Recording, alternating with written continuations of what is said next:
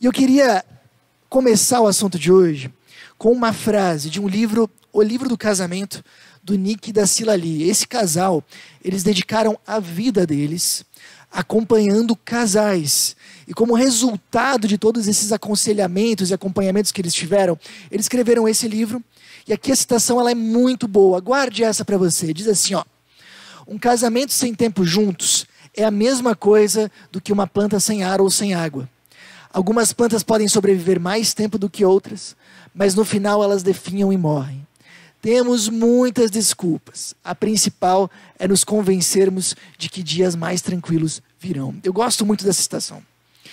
O que esse autor e esses autores, depois de anos acompanhando casais, chegaram à conclusão de que tão essencial para uma planta é ter água e ar, assim também é para o casamento ter tempo juntos. Você consegue imaginar isso? Ou seja, assim como uma planta, quando a gente esquece de regar ela, ela vai murchando aos pouquinhos, e quando a gente vai ver, ela já está seca. Assim também, se a gente não tem tempo juntos, o casamento vai murchando aos pouquinhos. E eu acho muito interessante que no final da citação eles falam: temos muitas desculpas, a principal é nos convencermos de que dias mais tranquilos virão. Porque é normalmente isso que a gente fala: não, a gente não tem muito tempo juntos mais, é só mais esse projeto, é só mais essa agora. Daqui a pouco a gente vai ter dias mais tranquilos. E o problema é que muitas vezes esses dias tranquilos não chegam. Bom, a única coisa que eu mudaria nessa citação, se eu pudesse, eu só trocaria em vez de um casamento, eu diria os relacionamentos. Porque o tempo juntos não é essencial só para o relacionamento do casamento. Tempo juntos é essencial para todos os relacionamentos. Para nós aprofundarmos amizades, por exemplo, a gente precisa de tempo juntos. Conversar, compartilhar sonhos, compartilhar projetos, opiniões, dar risada juntos. E quando a gente não tem esse tempo junto com os nossos amigos, as amizades vão enfraquecendo. E quem já teve, de repente, um amigo que se mudou de cidade sabe muito bem como é que isso funciona. Ou mesmo para o relacionamento de pais e filhos, como é importante o tempo juntos. Sabe, quando a gente orienta os pais a brincarem com os seus filhos, a fazerem atividades em conjunto, a jogarem algo em conjunto, é para isso. É para que eles tirem tempo de convívio, para estarem juntos. Aliás, uma das grandes dificuldades que os pais enfrentam na adolescência dos filhos é porque existe, entre tantas viradas, uma virada muito importante. Quando as crianças são pequenas, não têm a sua identidade tão formada, é muito fácil trazer eles para o nosso mundo e cativar eles para gostarem daquilo que nós gostamos. Já repararam isso? Os pais gostam de carro. O filho gosta de carro também. Os pais gostam de assistir filme. Daqui a pouco os filhos estão assistindo filme também. Mas quando os filhos são adolescentes, eles já têm a identidade mais formada, eles têm mais dificuldade de entrar no nosso mundo. A gente tem que entrar no mundo deles. Eu lembro muito bem um pai, amigo nosso de adolescente, que tinha um filho que gostava muito de exercícios físicos. Então ele convidou o seu filho para fazer uma caminhada nos trilhos de trem da cidade deles. Não porque ele gostava de caminhada, porque o filho gostava. E ele queria entrar no universo do filho e ter tempo em conjunto. Essa é a ideia. Eu estou torcendo para que os meus filhos não sejam assim de gostar tanto de exercício, porque senão a gente tá lascado, né? Mas vamos lá. Então, pessoal, tanto faz a ordem do relacionamento. Tempo juntos é essencial. Uma outra frase que eu guardo no meu coração e o que eu gostaria que vocês pegassem também, é de um outro livro chamado Uma Vida com Propósitos, um dos livros sobre sentido da vida mais vendidos da história, onde a gente encontra o seguinte: o tempo é sua dádiva mais importante, pois você recebeu uma medida fixa dele. Você pode aumentar seu dinheiro, mas não pode aumentar seu tempo. Quando você dedica tempo a alguém, está dedicando uma porção de sua vida que jamais irá recuperar. Seu tempo é sua vida. Por isso, o maior presente que você pode dar a alguém é seu tempo. Você não precisa decorar isso aqui tudo, mas eu queria que você decorasse, guardasse no coração o final. Seu tempo é o maior presente que você pode dar a alguém. Significa que O maior presente que o marido pode dar para uma esposa não é uma joia cara, esse é o tempo. Embora eu acho que talvez algumas esposas discordariam disso, mas enfim, né? O maior presente que eu posso dar para os meus filhos não é uma viagem para Disneylândia ou uma herança rechonchuda para eles começarem bem a vida. O maior presente que eu posso dar para os meus filhos é o meu tempo. O maior presente que eu posso dar para os meus amigos é o maior tempo. Guarda isso. O maior presente que nós podemos dar a alguém é o nosso tempo. O tempo juntos. Bom, a gente também precisa dizer que apesar do tempo juntos ser algo tão essencial, ele também é um desafio grande. Talvez o tempo é um dos maiores dilemas da nossa época. Nós comentamos que na geração passada, bem-sucedido era aquele que administrava bem o seu dinheiro. Mas hoje, bem-sucedido é aquele que administra bem o seu tempo. Porque nunca na nossa história nós tivemos tantos ladrões de tempo. E um deles deve estar com vocês agora, no bolso ou na bolsa. O celular. Mas não só o celular, a gente trata ele como o grande vilão, a gente tem outras tantas atividades e tantas distrações que se a gente não cuida, a gente acaba perdendo tempo em tantas coisinhas que falta para o essencial. O tempo é o grande dilema da nossa época. E o tempo também é a razão de muitos desgastes no relacionamento. Pessoal, eu já comentei com vocês. Já acompanhei muitas pessoas, famílias, relacionamentos. E eu já vi esposas chorando porque seu marido não lhe dava um tempo. Eu já vi. Eu já vi filhos chorando porque seus pais não lhe davam tempo suficiente. Um dos grandes desgastes de relacionamentos da nossa época é a dificuldade em nós administrarmos bem o nosso tempo. Então, por isso, hoje a pergunta que a gente vai tentar responder juntos, e ela é tão importante, é: como ter tempo para os nossos relacionamentos? Como ter tempo para os nossos relacionamentos? E para a gente caminhar em direção a uma resposta, eu queria que vocês ouvissem uma fala de alguém muito conhecido, o filósofo Mário Sérgio Cortella. Dá uma ouvidinha aí junto comigo. A agenda, ela é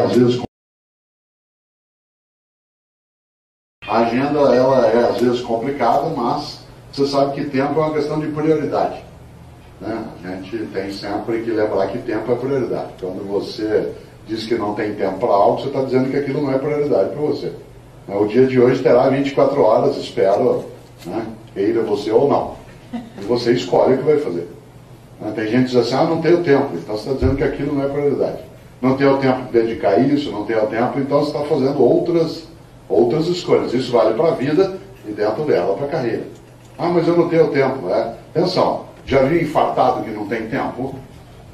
Quando ele sobrevive a um infarto, antes dele infartar, dizia a ele: olha, faça exercício físico, caminhe todos os dias, né, faça alguma coisa que te move. Não tenho tempo de fazer isso. Infartou, hoje, 6 da manhã, estava lá. Onde ele arrumou esse tempo? Ele não mudou o calendário, ele mudou a prioridade. É a mesma coisa em relação a filhos, em relação à nossa organização, em relação ao tipo de atividade que temos no cotidiano. Fala é muito boa. Tempo é questão de prioridade. Nós temos 24 horas desde que nós nascemos por dia. Nós temos o mesmo tempo que os nossos antepassados tiveram. A questão que às vezes a gente não se dá conta é que nós estamos o tempo inteiro fazendo escolhas de onde nós vamos dedicar o nosso tempo. E dedicar o tempo em uma coisa, a maioria das vezes, significa abrir mão de outra. Por exemplo, quando vocês vieram para cá nessa noite, vocês abriram mão de fazer outras coisas. Vocês poderiam estar em casa agora, sei lá, assistindo um filme, uma série, mas vocês optaram em deixar isso de lado para vir até aqui. Isso foi uma escolha de prioridade. E a gente está o tempo inteiro fazendo esse tipo de escolha. Vou me dedicar a isso ou aquilo? Vou trabalhar mais uma hora? Vou chegar uma hora mais cedo em casa? Vou assistir essa série? Vou ir dormir mais cedo? E todas essas escolhas a gente está tomando baseado em algum critério de prioridade, seja consciente ou inconsciente, mas a gente está baseando ele em algum critério de prioridade. Então, a grande questão que a gente tem na nossa época é que a gente tem um universo enorme de coisas para fazer. E o que muitas vezes nos falta não é tempo. São prioridades claras. O que falta para nós é clarearmos essas prioridades, entendermos o que é mais importante e o que é menos importante e passarmos a tomar atitudes de acordo com aquilo que realmente é prioridade. Então, para ter tempo, primeira coisa que a gente precisa fazer é clarear as prioridades. E a proposta de hoje é nós clarearmos as prioridades de acordo com aquilo que a Bíblia nos ensina. E para a gente fazer isso, a primeira questão que a gente precisa responder é, para vocês, o que deveria estar em primeiro lugar na nossa vida? O que deveria ser o primeiro lugar, a medalha de ouro aqui? O que deveria ser a prioridade da nossa vida?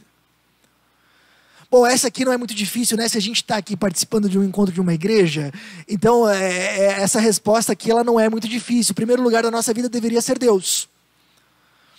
Onde a gente percebe isso? Bom, tem muitos versículos que poderiam nos falar disso, mas eu vou citar alguns para vocês. Olha só, Mateus 6,33 é aquela citação famosa de Jesus que diz para nós buscarmos em primeiro lugar, e aqui está a ordem de prioridade, buscar em primeiro lugar o reino de Deus e a sua justiça, e todo o resto lhe será acrescentado. Além disso, nós temos ainda a citação de Mateus 22, que diz assim, ó, mestre, qual é o maior mandamento da lei? Respondeu Jesus, ame o Senhor, o seu Deus, de todo o seu coração, de toda a sua alma e de todo o seu entendimento. Este é o primeiro e maior mandamento. Amar a Deus de todo o coração, todo, olha só a totalidade. E depois Jesus acrescenta, é o primeiro e o maior mandamento. Aqui, absolutamente clara a ideia de prioridade. Então, em primeiro lugar, quem deveria estar? Deus. Em segundo lugar, as pessoas. A gente percebe disso de uma maneira muito fácil. Olha só, e o segundo é semelhante a ele. Ame o seu próximo como a si mesmo. É a sequência daquele texto. O segundo maior mandamento é amar as pessoas. Então o que vem em segundo lugar? Pessoas. Em terceiro lugar, as coisas. Não que as coisas não sejam importantes, a gente sabe que elas fazem parte da nossa vida.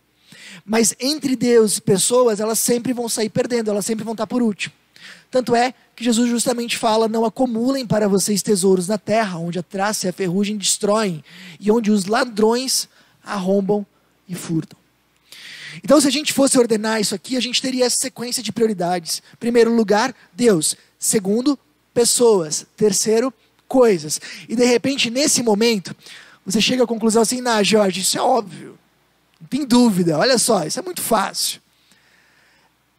Eu sei que olhando dessa forma, parece tão claro, e às vezes até óbvio. Mas a gente tem que lembrar que a gente vive numa cultura onde facilmente as pessoas se esquecem de Deus. E onde elas usam as pessoas e amam as coisas. Então, por mais que essa ordem parece clara para nós, muitas vezes ela não está para a nossa cultura, que também nos influencia. Então é bom a gente clarear. Segunda coisa, quando a gente apresenta essa lista de prioridades, a pergunta que normalmente vem é, e o trabalho? Por que o trabalho não apareceu aqui? Bom, prometo para vocês que dentro de muito pouco tempo a gente vai tratar essa questão do trabalho com mais calma e com mais tempo. Mas hoje, só para vocês terem já uma resposta, uma das coisas que a gente pergunta, olhando para essa lista é, o trabalho, ele está em função das coisas ou das pessoas? Perceba, se alguém me dissesse assim, Jorge, eu estou trabalhando 12 horas por dia, estou trabalhando demais? Depende, por que você trabalha tanto? De repente a pessoa vai me dizer, se eu não trabalhar 12 horas por dia, eu não trago o sustento para minha casa, eu não consigo trazer o pão, eu não consigo suprir as necessidades da minha família. Você acha que ela está trabalhando pouco? Eu ia dizer, não, então continua trabalhando. E tomara, vamos orar e torcer e quem sabe procurar para que você encontre um trabalho onde você possa trabalhar menos e garantir o sustento do seu lar. Mas o trabalho aqui, ele está em função das pessoas. Agora, se essa pessoa me disser, estou trabalhando 12 horas, por quê? Porque eu quero trocar de apartamento. Porque eu quero trocar de carro. Porque eu quero fazer uma viagem. Eu ia dizer, então muda. Porque senão você corre o risco de morar num apartamento, dirigir um carro novo e viajar sozinho. Entenda isso. A questão é que quando o nosso trabalho está em função das pessoas, a gente tem muito mais probabilidade de achar a medida certa dele e de dizer agora tá bom, agora chega, outro dia eu continuo. Mas quando o nosso trabalho está em função das coisas, nunca vai ser o suficiente. Sempre vai ter algo a mais que eu vou querer. E a gente não vai achar uma boa medida dele. Por que você trabalha? O trabalho não pode, as pessoas não podem existir em função do trabalho, o trabalho em função das pessoas. Lembre disso. Bom, muito bem, vamos andar um pouquinho mais. Outra coisa que a gente precisa dizer é que muitas pessoas têm essa ordem aqui clara na teoria. Mas isso aqui não vai fazer qualquer diferença na nossa vida se não mudar as nossas atitudes. Se a gente fosse fazer uma pesquisa em Chapecó hoje e dissesse para você qual é a coisa mais importante da sua vida, olha, eu tenho a convicção de que grande parte das pessoas ia dizer não, em primeiro lugar Deus. Esse é o discurso que eu vejo na boca de muita gente. Agora, se você olhar para as atitudes, dá para dizer o mesmo? A maioria das pessoas vai dizer, não, Deus em primeiro lugar, pessoas em segundo e coisas em terceiro. Mas se isso não for atitudes concretas que vão permear as nossas decisões e que no momento de escolha, eu escolho realmente colocar Deus em primeiro lugar, no momento em que eu vou decidir como eu vou usar a minha agenda, eu realmente coloco as pessoas em segundo lugar. Se isso não for atitudes concretas de sim e não no meu dia a dia, isso não vai fazer diferença. E é isso o grande problema hoje. Pessoas que têm às vezes as prioridades na teoria, mas não na prática. Isso significa que você vai ter que dizer não muitas vezes para você ter prioridades.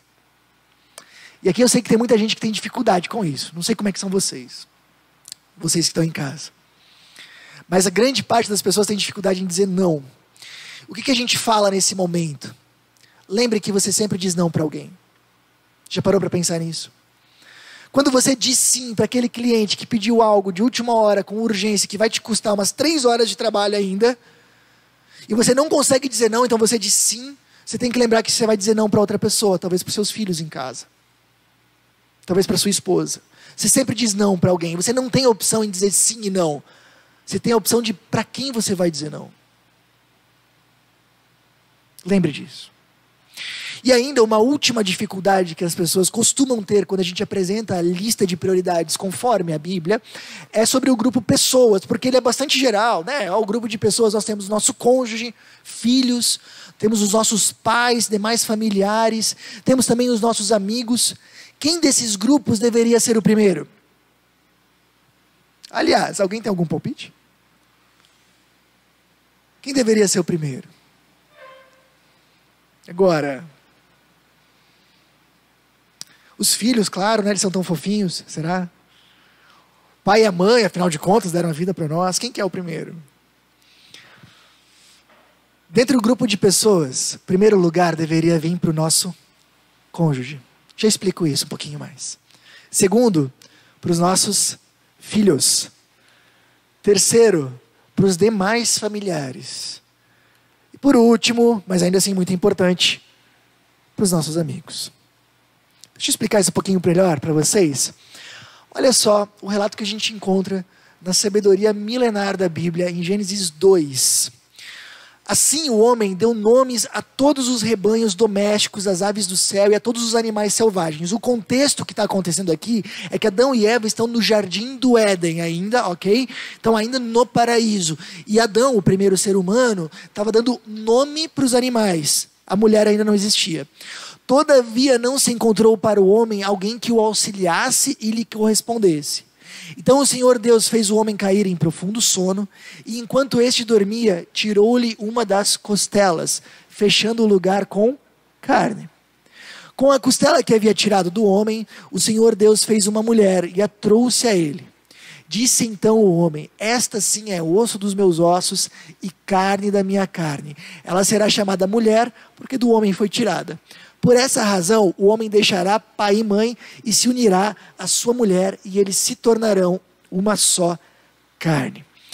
Queria que você tivesse em mente algumas coisas. Na cultura bíblica antiga, para aquelas civilizações que existiam naquela época, o relacionamento principal era o relacionamento com os pais. Eram culturas que centravam ao redor da família, e as principais figuras da família eram os pais. Então, se tivesse um almoço de família, quem se servia primeiro? Os pais. Eles eram o centro. E o objetivo de vida das pessoas era deixar os seus pais orgulhosos. Fazer a vontade e os desejos dos seus pais. Isso era o que fazia sentido para as culturas antigas, especialmente do Oriente. Trazer honra para os seus pais, para a sua família e para os seus antepassados. Então, dentro desse contexto, a Bíblia absolutamente choca quando ela diz que o primeiro relacionamento que Deus cria não foi o relacionamento com os pais. O primeiro relacionamento que Deus cria é o relacionamento de casal, com o cônjuge. E depois ainda faz uma observação bastante importante quando ele diz assim: e deixará o homem seu pai e sua mãe, se unirá à sua esposa e os dois se tornarão uma só carne. Ou seja, o relacionamento agora de marido e esposa, ele é tão importante que ele envolve deixar o pai e a mãe. Ele sobrepõe esse relacionamento, ele é primordial em relação a esse relacionamento. Se a cultura antiga girava em torno dos pais, a cultura de hoje gira em torno de quem? Quem se serve primeiro no almoço de domingo? Os filhos, não é? Posso dizer em todos os lugares, mas a nossa cultura, em geral, ela gira muito mais em torno dos filhos das crianças. Mas no texto que a gente viu aqui, filhos nem sequer apareceram. Deus não cria o casamento pelos filhos. Ele cria pela solidão humana e para que houvesse companheirismo. Ou seja, os filhos só aparecem mais tarde. O casamento não é criado em função dos filhos. Pelo contrário, os filhos são o resultado de um bom casamento que vai aparecer só depois. Então, o que a Bíblia deixa absolutamente clara é que a prioridade para a Bíblia nos relacionamentos é o casamento. Olha só o que o Timothy Keller, já citei ele no encontro passado, autor best-seller do The New York Times, ele fala: se seu cônjuge perceber que ele não é a prioridade de sua vida, seu casamento entrará num processo lento de morte. Entenda o seguinte: se o seu cônjuge não sentir que ele está em primeiro lugar na sua vida, aos poucos o casamento está morrendo, e de uma maneira às vezes tão lenta, que você só vai perceber quando isso já tiver avançado bastante. Muito importante. Logo depois ele fala algo que também é valioso. Na maioria dos casamentos problemáticos, porém, o que gerava as dificuldades não eram as coisas ruins, mas as coisas boas que haviam se tornado importantes demais. Ou seja, não é que nós não temos casamentos que acabem por coisas ruins. Temos, e bastante. Temos casamentos que acabam por vícios, alcoolismo, bebida, tem. Temos casamentos que terminam por traição, temos. Temos casamentos que terminam por coisas ruins. Mas o que o autor está dizendo de forma muito acertada é que a maioria termina por coisas boas, na ordem de prioridade errada. Filhos são ruins de forma alguma, são importantíssimos, mas se eles estiverem à frente do casamento, aos pouquinhos ele morre. Os nossos pais, sogros e sogras são coisas ruins? Não, são coisas muito boas. Mas se eles estiverem na frente do casamento, devagarzinho o casamento morre. O futebol, o trabalho, os nossos hobbies são coisas ruins de jeito nenhum. Mas se eles estiverem na frente do casamento, devagarzinho ele está murchando. É isso que ele está dizendo, e eu concordo plenamente. Casamento foi criado por Deus para ser a prioridade número 1. E eu queria falar sobre os dois problemas mais comuns. Quando nós colocamos os pais na frente do cônjuge. Isso acontece bastante. Isso acontece muito quando, por exemplo, a gente tem a expectativa maior de agradar os nossos pais, até mais do que o nosso marido ou a nossa esposa. Ou quando a gente está mais preocupado em fazer as coisas que eram no jeito que era na casa dos nossos pais do que do nosso jeito hoje, na nossa casa. Ou quando a gente está mais preocupado em dar tempo, ou mais preocupado em saber a opinião dos nossos pais do que do nosso marido e da nossa esposa. Eu lembro que eu atendi um caso assim anos atrás de alguém que vocês não conhecem, de alguém que não vem aqui, não se preocupe. Mas era alguém, um rapaz, um homem casado, que todo dia saía do seu trabalho e ia para a casa da mãe tomar um chimarrão, todo dia. E deixava a sua esposa esperando em casa. Ia lá e conversava do dia, e trocava ideias, e ficava lá um tempo, e depois ia para sua casa. Com o tempo, naturalmente, a sua esposa começou a reclamar, porque estava se sentindo de lado, e estava mesmo. E eles vieram para aconselhamento, conversamos muito, mas ele não conseguia mudar, porque se ele não fosse bater o ponto na casa da mãe, ele se sentia terrivelmente culpado. E por mais que a gente tenha conversado, no final ele não conseguiu mudar a sua atitude. Anos depois o casamento quebrou. E eu lembro que uma das últimas conversas que eu tive com a esposa foi ela chorando e dizendo, ele não tinha tempo para mim, mas tinha tempo para a mãe dele. Pense nisso. Outra coisa, e acontece ainda muito mais, é quando os filhos entram. Eu já tenho acompanhado muitos casais que tinham um relacionamento muito bom. De repente vêm os filhos. E eles se tornam o centro da relação. Eles dormem no quarto do casal e, se possível, na cama do casal. E isso por anos. Tudo gira em função deles. Marido e esposa chegam em casa e a primeira coisa é as crianças. Não saem mais juntos porque tá louco, né? Sair sem as crianças. Pessoal, se a gente não cuida, a gente se sente culpado. Aí a gente consegue finalmente uma noite para o casal, marido e esposa. E aí a gente vai deixar as crianças na casa do vô e da avó. Deixa lá, a gente sai de lá com o coração pesado. Daí a gente vai num restaurante legal e se sente culpado, porque a gente está comendo essa comida boa e eles lá sofrendo. Sofrendo nada, estão na casa do vô e da avó, nem lembro da gente. Mas a gente se sente terrivelmente mal. E aí daqui a pouquinho, 15 minutos depois, já está mandando mensagem lá, tá tudo bem por aí? E quando vai falar, fala de quem? Deles. Tantos casamentos, a gente dá risada, mas tantos casamentos que quebraram por causa disso. Vocês não fazem ideia. Existe uma ordem que precisa ser respeitada. Casamento em primeiro lugar. E aliás, deixa eu dizer para vocês uma coisa. Se nós temos um casamento que quebra, quem são os principais atingidos? Os filhos. Se nós temos um casamento forte, quem são os principais beneficiados? Os filhos. Hoje, os psicólogos são unânimes em dizer que um casamento forte traz para os filhos sensação de segurança e uma sensação de que o amor é possível. Então esse é um dos maiores legados que a gente pode deixar para eles, e a gente não precisa se sentir culpado em cuidar do casamento, porque nós estamos cuidando deles junto. Ok? Bom, entenda o seguinte, para a gente fazer, eu já vou parar de falar de casamento para falar dos outros, não se preocupem. Casamento em primeiro lugar, na ordem dos relacionamentos, é uma dificuldade que a gente tem para a nossa cultura. Entenda o seguinte, imagina que um amigo seu te convidou para um churrasco de feriado.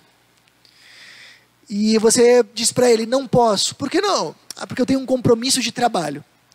O que você acha que seu amigo vai dizer? Diz, não, tudo bem. Você tem uma reunião com o seu chefe, vai lá. Né? Faz parte, trabalho é trabalho, né? Outra hora a gente marca alguma coisa. Agora suponha que você vai dizer, não posso ir no churrasco. Por quê? Porque eu tenho um compromisso com a minha esposa. O que ele vai dizer? Ah, vá, vai ficar correndo atrás dela assim. Ah, onde já se viu? Ah, deixa ela lá, sai com ela outra hora, vem aqui. Não é. Compromisso com a esposa, para nossa cultura, ou com o marido, não é compromisso. Quer que seu casamento dure? Trate ele como compromisso. Bom, não dar tempo para o casal esfria a relação. Já falamos muito disso no nosso primeiro encontro. E é claro que esse esfriamento pode ser revertido quando a gente faz o caminho contrário. Não tirar tempo em casal também acumula conflitos. Lembro muito bem um livro que eu li de um terapeuta para casais. Ele disse, quando um casal chega no meu consultório e tem tantos probleminhas pequenos que eu não sei nem por onde começar, eu normalmente digo para eles, vocês voltem para casa, tirem no mínimo 1 hora juntos por semana, só vocês dois para conversar, e voltem daqui a um mês. E ele fala, quando eles voltam, 90% dos problemas estão resolvidos. Por quê? Sem diálogo, os conflitos se acumulam. Para entender? E aqui eu tenho um parâmetro. Se você quer saber o que é tirar um bom tempo para casal, um livro comenta que um parâmetro que a gente poderia usar é ter um momento por dia, pelo menos, ter no mínimo 2 horas só o casal por semana, e ter no mínimo 1 dia por trimestre, só o casal. 1 dia inteiro por trimestre. Talvez seja um parâmetro que vocês possam usar, aqueles que são casados ou que um dia serão. Mas voltando, por que os filhos vêm em segundo lugar? Porque eles, junto com o nosso cônjuge, fazem parte do nosso núcleo familiar. Tem uma frase muito forte que diz: quando nós casamos, nossos pais deixam de ser família e passam a ser parentes. Já ouviram essa frase? O que isso diz? É forte, mas está dizendo que nós estamos formando um novo núcleo. Marido, esposa e filhos. E esse núcleo nós temos que proteger acima de tudo. Então, logo depois do nosso cônjuge, quem vem? Os nossos filhos. Depois, quem vem? Vem os nossos pais. E é justo que eles venham depois. Afinal de contas, eles se doaram tanto por nós. E a gente precisa se esforçar sempre para incluí-los o máximo possível na nossa vida. E eu vou dizer, eu vejo tanta gente com muita tristeza, que às vezes por tão pouca coisa tiram os seus pais da sua vida. Porque não se entenderam com a herança, com a divisão do não sei o quê. Normalmente o dinheiro é boa parte dos problemas. Já não fala mais com o pai e com a mãe. Os pais são muito importantes e a gente precisa honrá-los. A Bíblia também fala disso. E depois vem os amigos, que claro, dão um colorido especial para a nossa vida, mas a gente tem que entender que eles vêm um pouco depois. Aliás, quando a gente falou ali de familiares, deixa eu só retomar, a gente também precisa falar dos irmãos. Pessoal, eu já me mudei de cidade algumas vezes, uma coisa eu observo. Quando a gente se muda de cidade, as amizades, a grande maioria, enfraquece bastante. Já perceberam isso? Mas irmão e irmã é alguém que a gente sabe que a gente pode contar sempre. Valorizem os seus irmãos. Agora sim, falando dos amigos, é muito importante. Só que eles precisam estar na ordem certa. Durante muitos anos eu fui vizinho de um bar. E eu vi domingos e feriados, muita gente, quase sempre homens, naquele bar. Dizer para vocês que eu não tenho nada contra o consumo de bebida alcoólica. Algumas pessoas têm curiosidade, né? Não tem problema nenhum o uso moderado de bebida alcoólica. Mas o meu problema naquele contexto com o bar é que eu vi homens gastando seus finais de semana lá, sabendo que por detrás havia uma esposa sobrecarregada em casa. Haviam filhos carentes, com sede de pai em casa. Eles estavam priorizando seus amigos, que é uma coisa boa, mas colocando na frente da sua família, final de semana após final de semana. E isso é um problema. Então, essa é a ordem das coisas, como elas funcionam, como elas deveriam funcionar. E vocês, realmente, a gente vive bem melhor se a gente seguir ela e fazer delas uma orientação para as nossas atitudes. Aqui a gente teria, então, a ordem completa. Deus, cônjuge, filhos, familiares, amigos, coisas. Aqui funciona. E para a gente encerrar a nossa fala de hoje, a gente já está indo para o final, tem mais um detalhe que eu preciso explicar para vocês, e ela é muito importante. O que é ter Deus em primeiro lugar? Significa que se eu trabalho 8 horas, eu tenho que orar 9? Não, até porque não daria. O que é ter Deus em primeiro lugar da minha vida? E por que isso é tão importante? Entenda o seguinte, todos nós temos um pensamento bem enraizado dentro da gente. Talvez consciente, talvez inconsciente, mas todos nós temos ele. Um pensamento que diz assim, olha, se eu fizer tal coisa, se eu alcançar tal objetivo, eu vou me sentir completo. Eu vou me sentir realmente realizado. Eu vou me sentir realmente feliz. Esse é um sentimento bastante profundo que a gente tem. E a Bíblia vai dizer algo muito interessante. Que isso funciona para nós como um sistema religioso. Na verdade, o que a gente está dizendo é que se eu tiver tal coisa, eu finalmente vou estar salvo. A vida vai valer a pena. Eu vou me sentir completo. Eu vou estar interiormente em paz. E a Bíblia vai dizer que não adianta, isso não vai dar certo. O sucesso, a realização e nem mesmo os relacionamentos vão poder te trazer esse sentimento de estar completo, de estar realizado, de estar plenamente feliz, de que a vida vale a pena. Nenhuma dessas coisas pode trazer. Mas, se você entender que o Deus, Criador do Universo, abriu mão da eternidade e desceu do céu por amor a ti, e que Ele foi capaz de dar a vida numa cruz, porque era o único jeito de te salvar e de te trazer para perto dEle, e de construir um relacionamento com Ele. Tamanho é o teu valor para Ele. Isso sim pode trazer esse sentimento de paz, de realização, de estar completo. Tanto é que Jesus disse: eu vim para que vocês tenham vida e vida completa, e vida plena. Então, ter a Deus em primeiro lugar é buscar a nossa noção mais profunda de realização, de felicidade, de sentido nele. Quando a gente fala que Jesus é meu Salvador, isso não significa só que Ele me livra do inferno. Também, mas muito mais, significa que eu busco nele a plenitude da minha vida, a minha realização mais profunda. Isso é ter Deus em primeiro lugar. E se você tem a Deus em primeiro lugar, a questão tempo ela não vai ser um dilema. Você vai tirar tempo para Ele, porque Ele é o que há de mais importante para você. Mas o que é bem importante aqui, que vocês precisam entender, é que a Bíblia vai assegurar uma coisa: a única maneira de nós termos essa lista em ordem é se Deus estiver em primeiro lugar. Quando Deus fala para nós termos Ele em primeiro lugar, não é porque Ele gosta de atenção, é porque essa é a única forma da nossa vida funcionar. Porque se a gente buscar nossa realização mais profunda no nosso trabalho, nossa família fica de lado. Se a gente buscar os nossos filhos, nosso casamento fica de lado. Se a gente buscar no casamento, as outras coisas vão ficar de lado.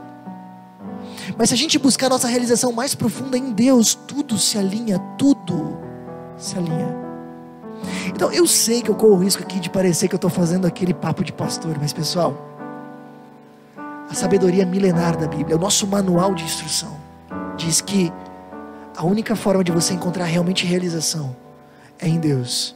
E só quando você buscar isso nele, as outras coisas vão se alinhar. Ou nas palavras de Jesus, todo o resto será acrescentado. Quando eu fiz essa mensagem aqui, alguns anos atrás, eu tive duas reações. Alguns casais, um especial eu lembro que disse: olha, eu não sabia que o casamento tinha que ser prioridade, a gente vai mudar algumas coisas. Mudaram. E eu lembro muito bem de um outro casal que disse: olha, o que faltava na nossa vida era que Deus não era o primeiro lugar, mas a partir de hoje vai ser. E de fato, até onde eu acompanhei foi. Então, diante disso, eu queria convidar vocês a refletirem nisso. Quais prioridades da sua vida precisam ser ajustadas conforme essa tabela? O que você precisa mudar ali? Que decisões você precisa tomar? Pensa nisso. Decida ter Deus em primeiro lugar na sua vida e no teu coração. Sem isso, o resto não vai se ajeitar. Toma essa decisão nessa noite. Segundo, decida tomar suas decisões diárias conforme essas prioridades. Aquilo que eu falei, não adianta a gente ter só uma ideia. A gente precisa fazer disso atitudes.